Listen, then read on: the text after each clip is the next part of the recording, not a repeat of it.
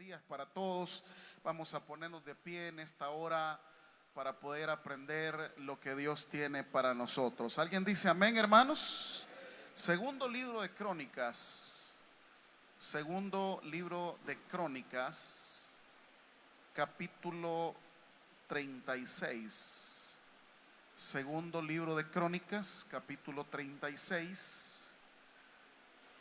Leeremos desde el versículo 11 hasta el 23. Como siempre les pido y les ruego que pongan plenamente atención a lo que leen, para que al momento de hacer la reflexión ya mentalmente tengamos el contenido de lo que la palabra nos quiere enseñar. Segundo libro de Crónicas 36, desde el 11 en adelante. ¿Ya estamos ahí, hermanos? Dice la palabra de Dios. De 21 años era Sedequías cuando comenzó a reinar, y 11 años reinó en Jerusalén, e hizo lo malo ante los ojos de Jehová su Dios, y no se humilló delante del profeta Jeremías, que le hablaba de parte de Jehová. Se rebeló asimismo contra Nabucodonosor, el cual había jurado por Dios, y endureció su cerviz y obstinó su corazón para no volverse a Jehová, el Dios de Israel.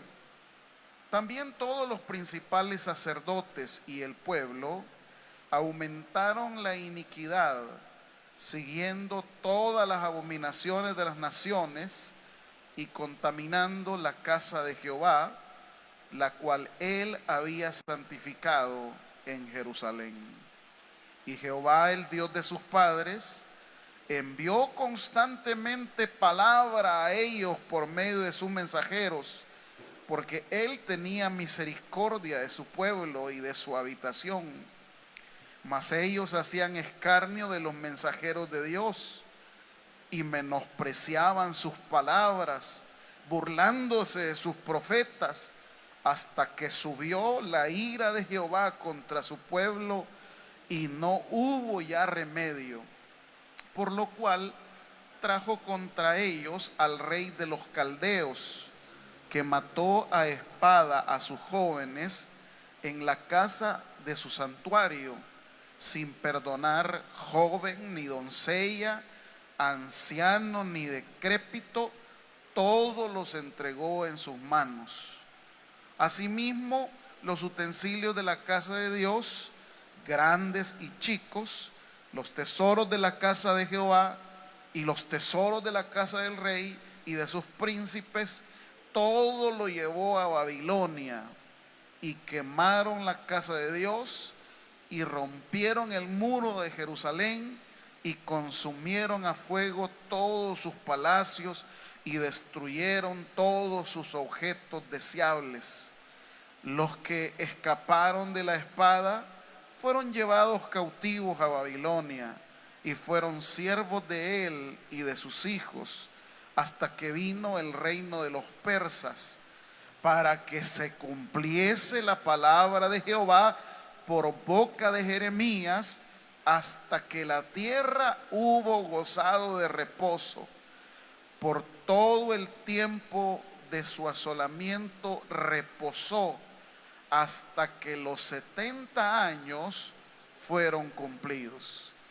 Mas al primer año de Ciro, rey de los persas, para que se cumpliese la palabra de Jehová por boca de Jeremías, Jehová despertó el espíritu de Ciro, rey de los persas, el cual hizo pregonar de palabra y también por escrito por todo su reino, diciendo: así dice Ciro, rey de los persas: Jehová, el Dios de los cielos, me ha dado todos los reinos de la tierra, y él me ha mandado que le edifique casa en Jerusalén, que está en Judá. Quien haya entre vosotros de todo su pueblo, sea Jehová su Dios con él, y suba. Vamos a orar. Padre, esta mañana henos aquí delante de tu palabra, Dios, queriendo que tu Espíritu Santo nos enseñe, nos ilumine, nos exhorte, nos edifique y nos consuele. Oro, Dios, para que nuestra mente esté limpia de tal forma que la palabra pueda llegar a lo más profundo de nuestro ser y germinar al 100%, para que esta palabra que será proclamada en este momento no vuelva vacía, sino que lleve el fruto que tú has dispuesto, Señor. Háblanos al corazón, te lo pedimos en el nombre de Jesús. Amén. Tomen asiento, mis amables hermanos y hermanas. En la Biblia, y esto nada más antes de entrar en el tema, conocemos dos historias. La historia que hoy los estudiosos le llaman la historia deuteronomista, que es cómo cuenta la parte de Judea, la parte de Jerusalén y sus alrededores, cómo contó el devenir de cada uno de los reyes de Israel. Esa es la historia deuteronomista, que abarca, como lo dice su nombre, de Deuteronomio, Josué, Jueces, primera y segundo libro de Samuel, primer y segundo libro de Reyes. Eso es lo que los estudiosos llaman la historia deuteronomista. Es la parte sur de Israel. Cómo cuentan la historia de los reyes ellos. Y también tenemos un enfoque de la parte norte de Israel. Es decir, ya no la historia contada desde la capital de Jerusalén, sino que esta se le llama la historia cronista, que es la parte norte de Israel, que abarca los libros de crónicas. De ahí viene el nombre crónicas. Es otra manera de contar la historia. Es como los evangelios. Mateo contó de una forma la historia de los hechos de Jesús y sus milagros. Marcos lo hizo de otra forma. Lucas lo hizo de otra forma. Juan lo hizo de otra forma. El mismo suceso. Entonces en el Antiguo Testamento es igual. Tenemos la historia oficial de Jerusalén y Judea, y esta historia que hoy vamos a tomar, que es la historia cronista, que es la historia del norte, que es como ellos cuentan lo que sucedió en Israel y por qué sucedió. Luego, en el Antiguo Testamento tenemos otra historia que le llaman la historia episódica, es decir, por episodios. Cómo Israel vive con el imperio persa, cómo Israel vive, y por eso aparecen los libros como Esther, aparecen los libros como Ruth, aparecen los libros como Nehemías, aparecen los libros como Esdras, que son episodios de la vida de los israelitas. Entonces, eso nada más como un enfoque general, y para que usted también aprenda algo al momento de estar leyendo la escritura y no se vaya a perder, porque a veces la misma historia se contó ya en Reyes, sí, pero está contada bajo otro enfoque, bajo otra óptica. ¿Estamos ahí, hermanos? Muy bien. Habiendo dicho eso, ahora sí yo entro en mi introducción de lo que esta mañana quiero meditar con ustedes. Hay dos dimensiones de la vida de todo creyente. Dos dimensiones, y póngame atención a esto. La primera dimensión tiene que ver con lo religioso. La dimensión de lo religioso es todo aquello que yo he aprendido a hacer de la vida cristiana. Todo aquello que de alguna u otra forma pues me mueve en el ámbito religioso. Tener una Biblia, asistir a un culto, formar parte de algún ministerio, bautizarme, compartir con los hermanos. Esa es la dimensión de lo religioso, la dimensión de aquello que yo pues ya lo aprendí. Ya vamos a ver eso, automáticamente ya lo aprendí del mundo religioso en el que vivo. Todo ser humano es religioso, aún aquel que quiera ostentar de que no cree en Dios, de que es ateo, hasta él, su misma mente es religiosa, porque así Dios nos ha diseñado como seres religiosos. Los pueblos antiguos, como no tenían palabra, comenzaron religiosamente a creer que los astros eran dioses, a creer que la naturaleza era Dios. ¿Por qué? Por la parte religiosa que hay dentro de nuestro chip mental con el que fuimos diseñados, seres religiosos, y como tales pues aprendemos cosas religiosas, solo que cada quien vive su religión bajo su enfoque, a su manera, etcétera, etcétera. Y existe otra dimensión, la dimensión espiritual. Y aquí es donde yo no quiero que usted se me pierda. Una cosa es ser religioso, otra cosa es ser espiritual. En lenguaje del apóstol Pablo, en Corintios él habla y dice que hay gente que es carnal y hay gente que es espiritual. Cuando Pablo utiliza esa palabra allá en Corintios y dice los hermanos carnales, no se está refiriendo necesariamente a aspectos de índole ética o moral. No. Pablo tiene como propósito decir que la gente carnal es aquella que vive religiosamente y la gente espiritual es aquella que ha aprendido a intimar con Dios. Este es el punto. Ha aprendido, el religioso cumple toda su norma, el espiritual ha aprendido a hablar con Dios, ha aprendido a intimar con Dios, ha aprendido a relacionarse con Dios. Por eso le buscaba un título a mi sermón de esta mañana y yo le puse: ¿qué tenemos con Dios? ¿Una religión o una relación?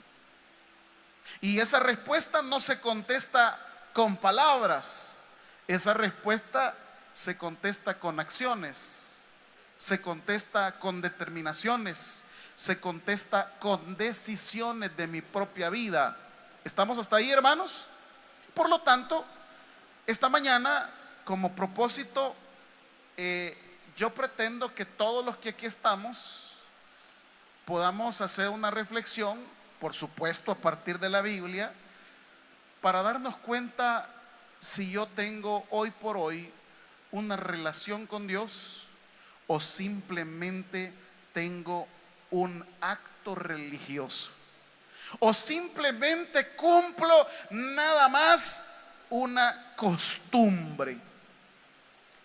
Como tercer punto introductorio, hay una cosa que hace la diferencia entre lo religioso y la relación con Dios.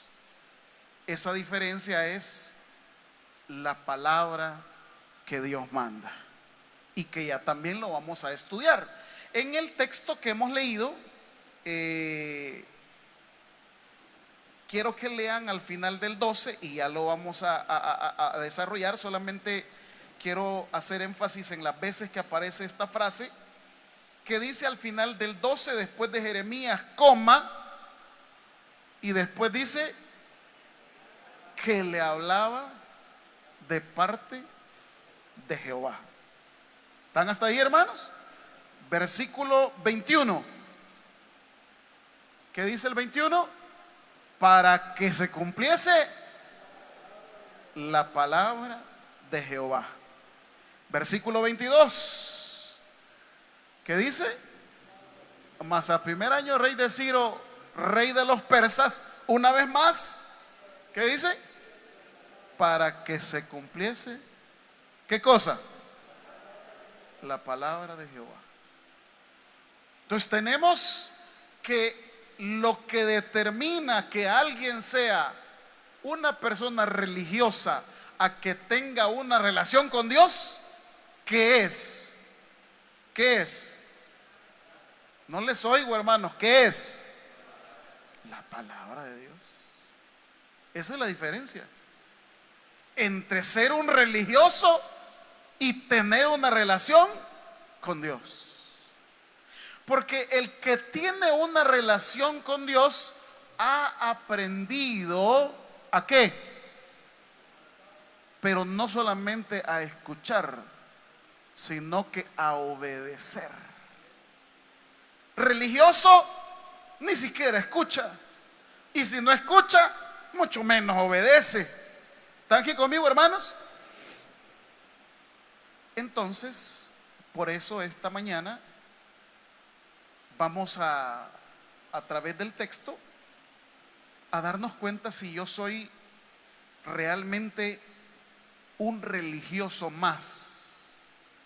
Un religioso más que no me hace diferente a cualquier tipo de practicante de las religiones que están, eso vamos a poner fácil, en el país donde yo vivo. Soy un religioso más. No me hace diferente a los otros que practican otra religión. No me hace diferente a los católicos, no me hace diferente a los mormones, no me hace diferente a los testigos de Jehová, no me hace diferente ¿qué otra? A los musulmanes. Porque yo me he quedado en ese ámbito religioso. Me he quedado en el ámbito de solamente hacer las prácticas religiosas.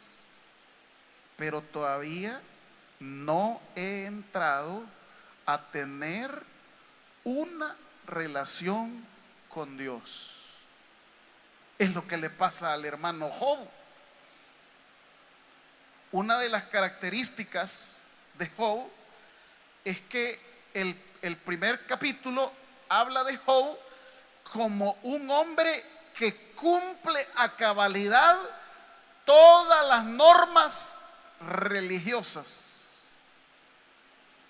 El autor o los autores del libro de Job dicen: él es un hombre recto, apartado del mal, es un hombre íntegro.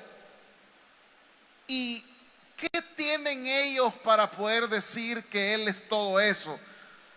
Lo que él hace y lo que él practica. Porque el hombre presenta ofrendas a Dios, acto religioso. Porque el hombre no solamente ofrece por él, sino que también ofrece por sus hijos, acto religioso.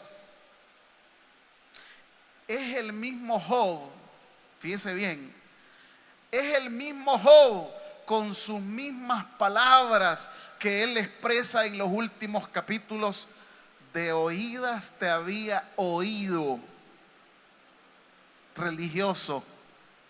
Pero ¿qué le dice Job al final? Mas ahora mis ojos, relación.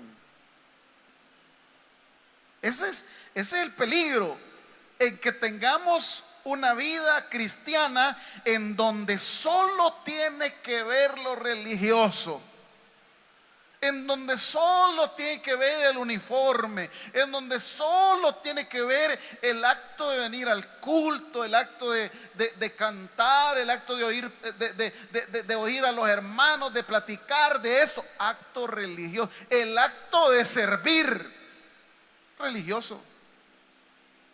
Pero no he entrado a esa relación que Dios quiere conmigo. No he entrado a esa dimensión de comunicación, de comunión que Dios quiere conmigo. Es cierto, lo religioso me va a llevar a lo espiritual, pero hay un riesgo en que yo solo me quede en lo religioso. Y esta es la situación que vivimos en el siglo XXI, no solamente en esta iglesia, en todas las iglesias. Lo religioso, póngale 10. No le ponga 10, póngale 100. No le ponga 100, póngale 1000 de nota. ¿Y lo espiritual? ¿Y lo espiritual? Esa dimensión a veces, no sé si es por ignorarla o dos, sabiéndola, no la explotamos. Es que no vivimos vidas de acuerdo al propósito que Dios tiene para con nosotros. Lo primero que quiero decir esta mañana, versículo 22, hay una frase que quiero que subraye. Dice: mas al primer año de Ciro, rey de los persas, para que se cumpliese la palabra de Jehová por boca de Jeremías. Y aquí quiero que subraye esa frase, que es el primer punto que vamos a desarrollar. ¿Cómo dice esa frase, hermanos? Jehová despertó el espíritu de Ciro. Esa frase, Jehová despertó, y la tomo a consideración porque el espíritu despierta, ya sea en inconversos o conversos, el hecho de acercarnos a los planes de Dios. Yo estoy más que seguro que usted acá esta mañana no está simplemente porque se le ocurrió. A usted Dios le despertó el espíritu por venir al templo a buscar de Él. ¿Están aquí conmigo, hermanos? ¿Cómo se acercó usted a este mundo religioso? Lógicamente porque Dios le tocó, porque Dios lo despertó. Lo mismo que hace con Ciro, lo mismo que hace en el 21 con Sedequías. Lo despierta, lo trae a la iglesia. ¿Cómo vino? Pues yo no sé. Una predicación, vio de repente que aquí estábamos en este lugar, vio una publicación, escuchó un mensaje. O sea, no sé cuál es, cómo usted lo invitó una persona. ¿Qué ocurrió? Dios despertó en usted la importancia que Él siempre ha tenido para con toda la humanidad. ¿Qué es lo que Dios quiere con toda la humanidad? Que sus hijos se relacionen con Él. Y por eso los anda llamando, por eso los anda buscando, por eso el evangelio corre por todos lados. Y mire, vamos a la iglesia, acompáñeme, hombre, puchica, mire, usted tan fregado que está, viene al culto, escucha lunes, miércoles, viernes, domingo. No existe evangelio, póngame atención a esto. No existe evangelio sin una comunión de seres humanos. Pastor, ¿por qué lo dice? Porque las nuevas corrientes lo que pretenden es que la humanidad ya no practique esta comunión que estamos viviendo. Es más, hoy hay pastores que promueven una religión electrónica porque se han dado cuenta que es más rentable. Se han dado cuenta que es mejor volverme famoso en las redes sociales, tener reproducciones, que me paguen estas plataformas, a estar peleando con un montón de gente en la iglesia. ¿Están aquí conmigo, hermanos? Sí, pero el evangelio bíblico me llama a que yo tengo que pertenecer a una comunidad para practicar mis dones. Algo que no lo puedo hacer viendo un sermón en YouTube.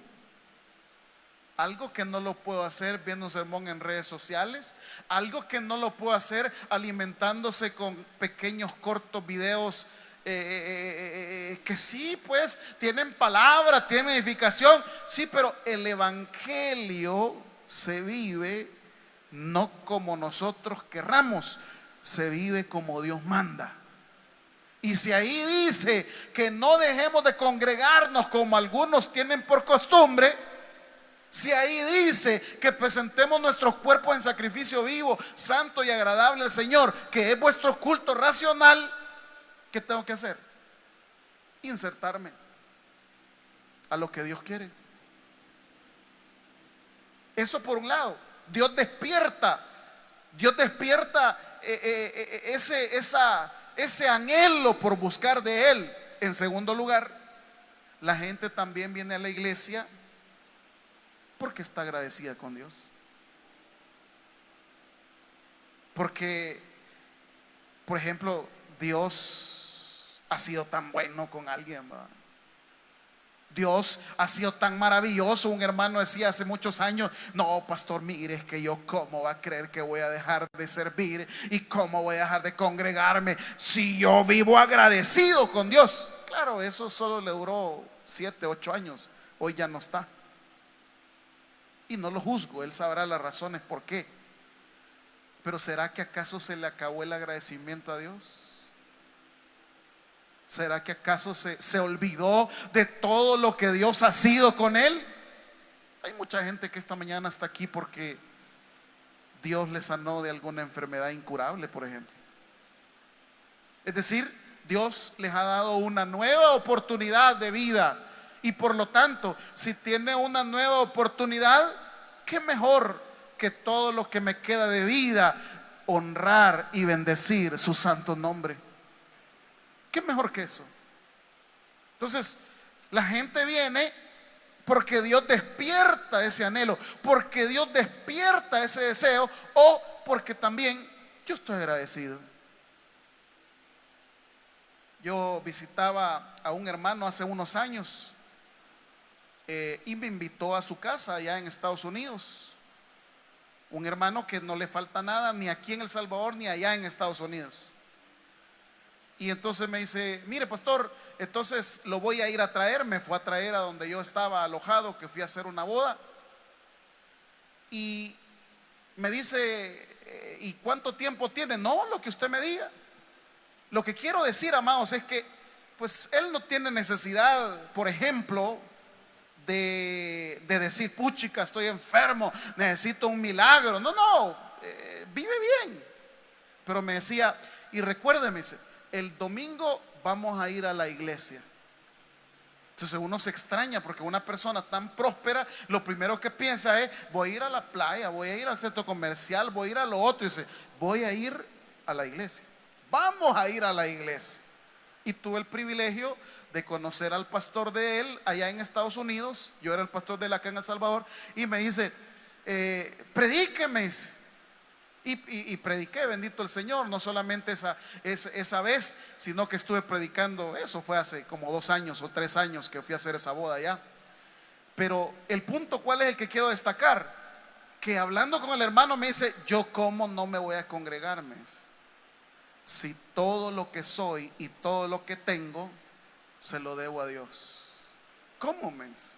Yo no puedo, me dice. Yo, a mí aquí me invitan, me dice, a que vaya a un lado. No. Yo voy a mi templo a adorar a mi Dios, porque sin Él yo no soy nada. Pero esa es una propia convicción. Ahora, ¿se ha puesto a pensar usted la razón por la cual usted está aquí esta mañana? ¿Por qué está aquí esta mañana? ¿Por qué está aquí esta mañana? ¿Qué lo movió? ¿Qué le despertó?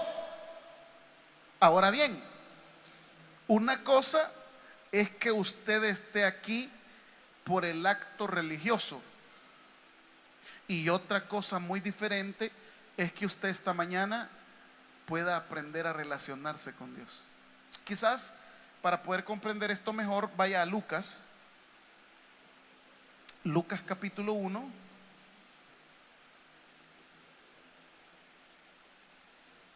Y nos demos cuenta de un hombre extremadamente religioso,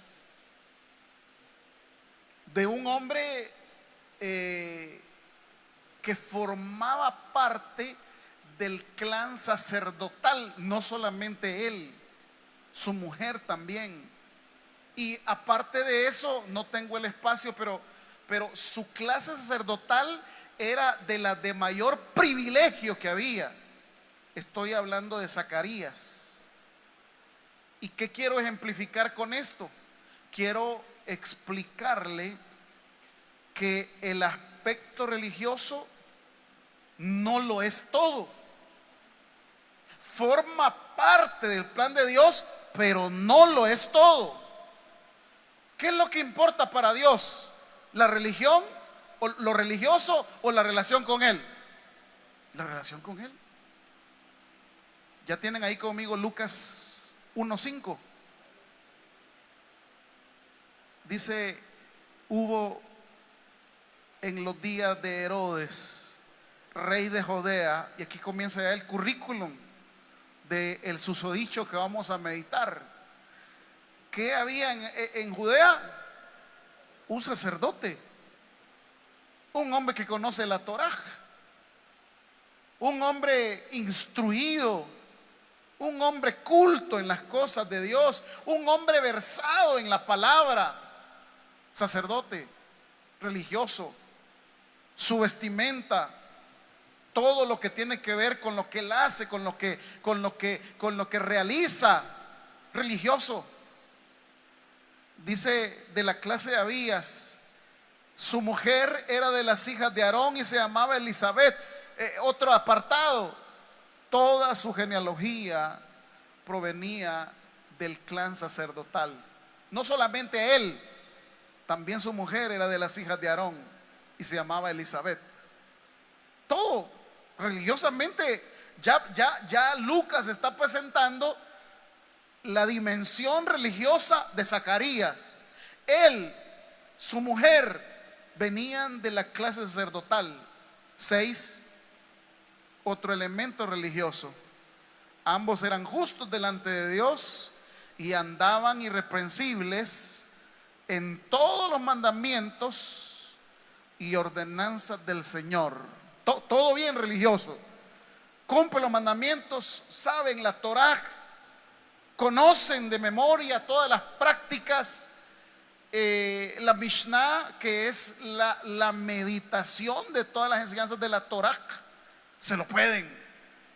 Conocen genealogías, conocen los 613 mandamientos. No son 10 mandamientos, ¿sabe? Son 613 ordenanzas y preceptos que presenta el Antiguo Testamento. Una parte de ellos se le llaman los mandamientos que son optativos o casuísticos, y otros que hay que cumplir a cabalidad. 613, ellos los conocen. Andan en su vestimenta borlas con palabra, usan mitra, tienen Jehová es el Señor, todo lo que quiere religioso. Dimensión religiosa. 7, dimensión espiritual, dimensión de relación con Dios. ¿Qué dice? Pero no tenían hijo, porque Elizabeth era estéril y ambos eran ya de edad avanzada. ¿Qué pasó? ¿Qué pasó? Religioso 100%. Relación con Dios, espiritualidad, milagros, vida plena, no la tienen. Versículo que sigue: 8. Aconteció que ejerciendo Zacarías el sacerdocio delante de Dios según el orden de su clase, y aquí quiero que subraye el versículo 9, conforme a qué dice, a la costumbre, subraya esa frase, conforme a la costumbre del sacerdocio, le tocó en suerte ofrecer el incienso entrando en el santuario del Señor. Una vez más, lo religioso. ¿Qué es lo religioso? La costumbre. No, es que todos los domingos yo a las 6 de la mañana estoy en la iglesia, y está aquí por costumbre o está aquí por convicción. No, yo no me pierdo el culto de las 7, aunque no llegue el pastor que está muriendo de viejo, pero yo llego. ¿Por qué? ¿Por costumbre o por convicción? Aquí está la frase. Le tocó suerte, pero esa suerte de entrar al templo solo era una costumbre más, como hay costumbre alrededor de todo este país y alrededor de todo el mundo, que habrán miles de personas, millones de personas que llegan a los templos un domingo en la mañana, pero simplemente lo hacen por costumbre. Algunas llegan al templo a lucir su ropa, desfile de modas, a lucir su olor, sus perfumes. Otros llegan a ver qué consiguen al templo, porque afuera pues no se consigue nada bueno. Tal vez en el templo hay algo bueno. Y aquí lo único bueno que hay en el templo es la presencia de Dios, hermanos. De ahí todos somos seres humanos, gloria al Señor. Pero por costumbre. Voy al culto por costumbre, voy a servir por costumbre, canto por costumbre, sirvo por costumbre. Versículo 10. Toda la multitud del pueblo estaba afuera orando a la hora del incienso. Se le apareció un ángel del Señor puesto en pie a la derecha del altar del incienso, y se turbó Zacarías al verle. ¿Y qué dice? Le sobrecogió temor. En lo religioso él experimenta, Dios quiere una relación con él, y él se asombra, le da miedo. No conoce esta dimensión de Dios. Él está acostumbrado a hacer siempre todo mecánicamente. Venir al culto, preparo mi sobre, canto un par de alabanzas, los anuncios del Boris, recogen la ofrenda, predica el maestro ese 41 minutos, de ahí oro, de ahí me voy. Pero nunca estoy acostumbrado a sentir ese toque de Dios. Algunos lo han sentido, y es el llamado que Dios les hace a que quiere tener una relación con ustedes. De repente, en medio de la palabra se quebrantan, en medio de la alabanza se quebrantan. Pero ¿qué es? Es Dios que los anda buscando. Es Dios que les está diciendo: ya me cansé de las cosas religiosas tuyas, yo quiero una relación contigo. Quiero relacionarme contigo, hijo. Quiero relacionarme contigo, hija. El 12 es una reacción de asombro. Dice: se turbó Zacarías al verle, le sobrecogió temor. 13, pero el ángel le dijo: Zacarías, no temas, porque tu oración ha sido oída, y tu mujer Elizabeth te dará a luz un hijo, y llamará su nombre Juan, y tendrá gozo y alegría, y muchos se regocijarán de su nacimiento, porque será grande delante de Dios. No beberá vino ni sidra, y será lleno del Espíritu Santo aún desde el vientre de su madre, y hará que muchos de los hijos de Israel se conviertan al Señor Dios de ellos. Irá delante de él con el espíritu y el poder de Elías para hacer volver los corazones de los padres a los hijos, de los rebeldes a la prudencia de los justos, para preparar al Señor un pueblo bien dispuesto. Pero Zacarías no sabe. Zacarías solo tiene lo religioso. ¿Por qué Dios no oye mis oraciones? ¿Por qué no escuchaba las oraciones de este sacerdote? 80, 90 años, no sé cuántos tenía Zacarías. El texto solo dice, era viejo. Cuando usted viene al templo, Dios no quiere que usted viva religiosamente 10, 20, 30 años. Dios quiere que usted comience a gozar la relación con Él para que se dé cuenta lo grande y maravilloso que es Dios. Pero usted solo se conforma a lo religioso. Usted solo se conforma al acto religioso del culto y no entra en esta dimensión. No entra en esta dinámica de relación con Dios. Y como solamente tiene lo religioso, versículo 18, dijo Zacarías al ángel, ¿en qué conoceré esto? Porque yo soy viejo y mi mujer es de edad avanzada. Como es un religioso, no cree en la palabra, no dimensiona la palabra. Por eso yo les dije en la introducción que la diferencia entre un religioso a alguien que tiene una relación con Dios, ¿cuál es? ¿Cuál es? ¿Cuál es?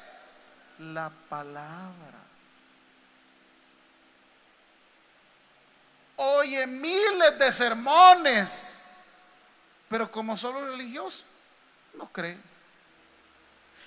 Se fija más en su necesidad, se fija más en su enfermedad que fijarse en el poder que Dios tiene sobre toda cosa y sobre toda carne. La palabra. Pero es sacerdote, pero duda. Versículo 19. Tal vez ahí poneme la NBI, por favor, hijo. Yo soy Gabriel. ¿Y qué dice? Estoy a las órdenes de Dios, contestó el ángel. He sido enviado para hablar contigo y darte estas buenas noticias. Versículo que sigue, siempre en esta versión. Pero como no creíste en mis palabras, las cuales se cumplirán a su debido tiempo, te vas a quedar, no podrás hablar hasta el día en que todo esto suceda. ¿Por qué, Zacarías? Porque sos religioso, no tenés una relación con Dios. Bien, volvamos a Crónicas. Ya solo 2 minutos me quedan, pero no quiero irme sin explicarle a usted cómo es esa, cómo fomento esa relación con Dios.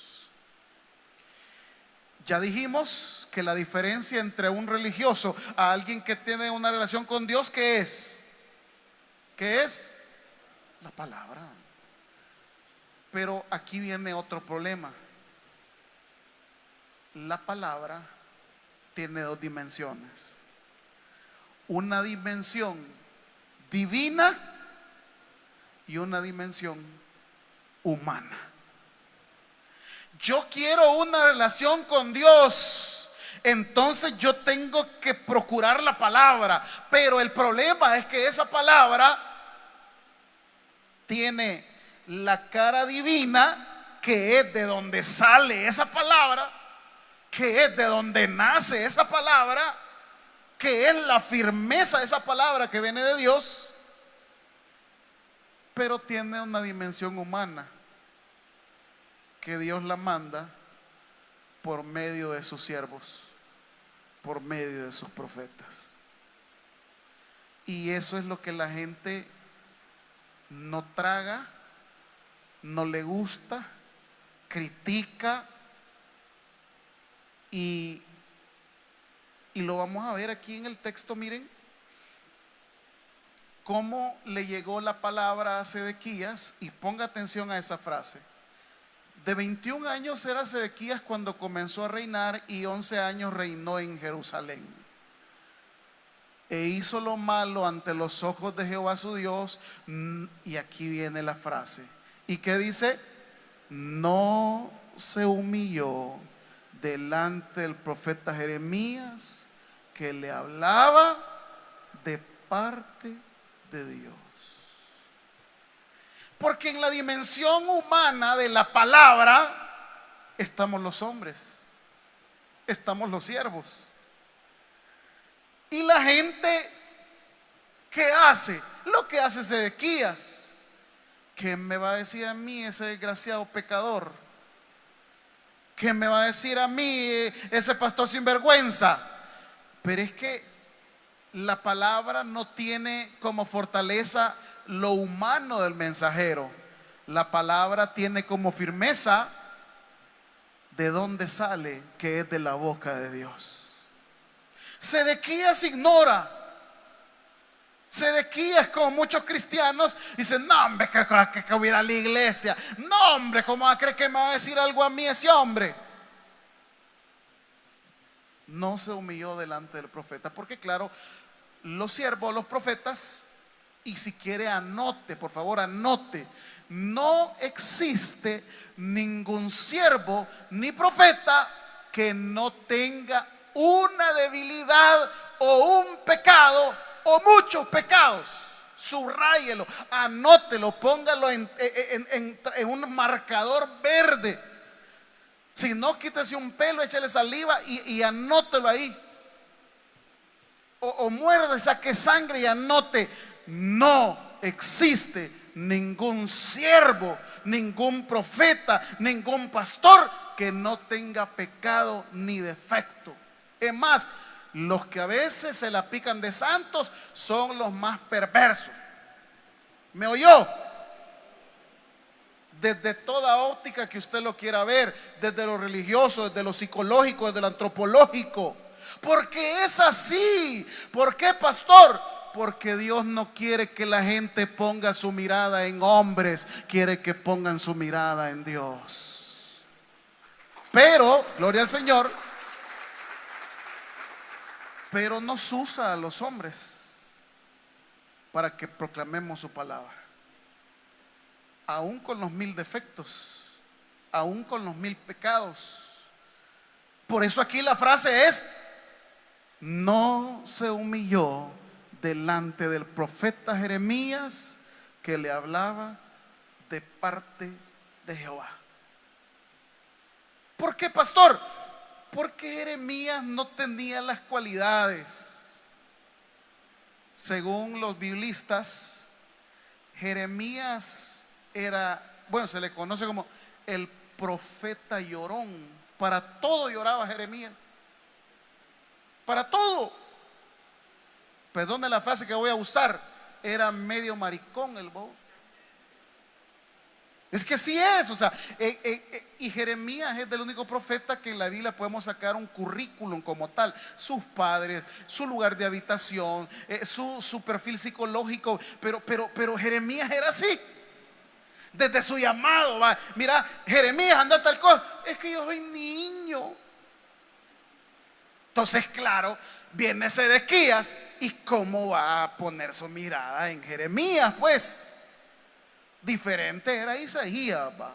Diferente era Elías, perdón. A Elías se le conocía como el profeta del fuego. Elías tenía un talante que si lo miraba medio mal a usted mismo lo quemaba.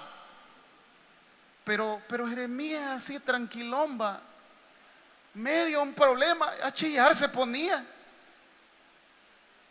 Entonces, claro, Sedequías no quiere poner atención a las palabras del profeta. La gente no quiere, ni siquiera respeta a los profetas ni a los pastores. La gente nos tiene a nosotros los pastores como ladrones, como sinvergüenza, pero nunca nos da lo que la Biblia nos da: el privilegio de proclamar su palabra.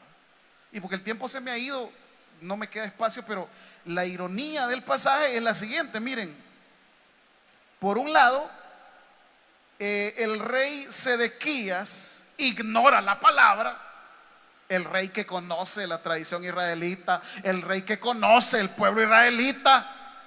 Y por otro lado, un chabacán que es Ciro, versículo 22: mas al primer año del rey Ciro, rey de los persas, para que, ¿qué dice, hermanos? Para que se cumpliese la palabra de Jehová. Y añade, ¿por boca de quién? Jehová despertó el espíritu de Ciro, rey de los persas, el cual hizo pregonar de palabra y también por escrito por todo su reino, diciendo: así dice Ciro, el rey de los persas: Jehová, el Dios de los cielos, me ha dado todos los reinos de la tierra y me ha mandado, ¿qué dice Ciro? Que le edifique casa. ¡Qué ironía! El rey israelita no hace caso al profeta y lo ignora. Y el perverso de Ciro oye la palabra y ¿qué? ¿Y qué? La obedece. Y esta es otra dimensión. La primera dimensión de la relación con Dios es su palabra, oírla. Y la segunda dimensión es obedecerla. Porque la palabra de Dios algunas veces se va a cumplir. No va. La palabra de Dios, no los oigo. La palabra de Dios siempre se va a cumplir. Quiero terminar, ya no me quedó espacio, pero este dato es importante que usted lo sepa. 21. Para que se cumpliese una vez más la palabra de Jehová, una vez más, por boca de Jeremías, hasta que la tierra hubo gozado de reposo. Por todo el tiempo de su asolamiento reposó, hasta que los 70 años fueron. Ojo a este dato, si usted no lo sabía. Había una ley: ustedes van a trabajar la tierra 6 años, pero el séptimo año, ¿qué tenían que hacer? Reposar. El Yom Kippur, la tierra tiene que reposar. Esa es palabra de Dios, y la palabra de Dios se va. Pero a los israelitas, como a nosotros, nos valió chonga la palabra. Y desde el tiempo que salieron de Egipto hasta la cautividad, se cumplieron exactamente 70 años que ellos no dejaron que la tierra reposase. Entonces Dios, que su palabra es veraz y es firme, como Él había dicho que la tierra tenía que reposar, ¿sabe qué hizo? Hizo que destruyesen todo Israel y todo Jerusalén. Ellos no quisieron que la tierra reposara cada 7 años, porque no creyeron a la palabra. Y como no quisieron, se fueron acumulando, ¿va? 1 año, 2 años, 3 años. ¿Cómo vamos a hacer eso vos? Si, ¿cómo vamos a dejar de cosechar 1 año? Si es una locura. Pero al igual que Dios los había alimentado en el desierto, ese año Él los iba a alimentar. Y fue pasando el tiempo y los israelitas siguieron trabajando. Pasaron 7 años, pero el Señor dice que no sembremos. Vos sembrá, hombre, vos seguí adelante. Pasaron 14 años, mira, ya ves que no pasó nada, vos seguís trabajando. Pasaron 21 años, pasaron 28 años, pasaron 35 años, y ya la tierra no había reposado como Dios lo había dicho. Y así fue transcurriendo el tiempo. Entonces dijo el Señor a mis hijos: no quieren por las buenas, entonces van a querer, porque la palabra de Dios, ¿cuándo se va a cumplir? Siempre. Entonces los manda a sacar de Israel, les destruye el templo, les hace todo para que se cumpla su palabra. La tierra tiene que descansar. Y se va a cumplir a cabalidad. El exilio no va a durar 50 años, no va a durar 60 años, no va a durar 90 años. ¿Cuántos años va a durar el exilio? 70, que son los años que Israel no le dio reposo a la tierra como su palabra lo había dicho. Vuelva a leer el 21 conmigo. Para que se cumpliese la palabra de Jehová por boca de Jeremías, hasta que la tierra hubo gozado de reposo. Y dice, porque todo el tiempo de su asolamiento, ¿qué pasó? Tal como la palabra lo había dicho. En el caso de Zacarías, ¿nació el cipote, sí o no? Porque su palabra lo había dicho. Termino con esto. De usted depende seguir siendo un religioso o entrar en una relación con Dios.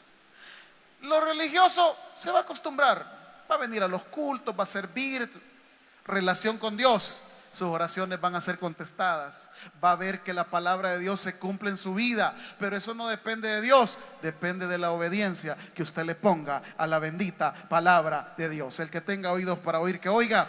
Vamos a orar en esta mañana. El predicador ha finalizado el mensaje. Es hora que recibas a Jesús como tu único y suficiente Salvador personal. Hazlo de la siguiente manera. Señor Jesús, yo te recibo hoy como mi único y suficiente Salvador personal. Creo que eres Dios, que moriste en la cruz por mis pecados y que resucitaste al tercer día. Me arrepiento, soy pecador, perdóname, Señor. Gracias doy al Padre por enviar al Hijo a morir en mi lugar. Gracias, Jesús, por salvar mi alma hoy. En Cristo Jesús, mi Salvador. Amén. Si has hecho la oración con todo tu corazón, te damos la bienvenida a la familia de la fe. La Biblia dice en Juan capítulo 1, versículo 12, mas a todos los que le recibieron, a los que creen en su nombre, les dio la potestad de ser hijos de Dios. Te damos la bienvenida a nuestra iglesia. Somos más que una familia. Tabernáculo Bíblico Bautista, Ciudad de Delgado. Dios te bendiga.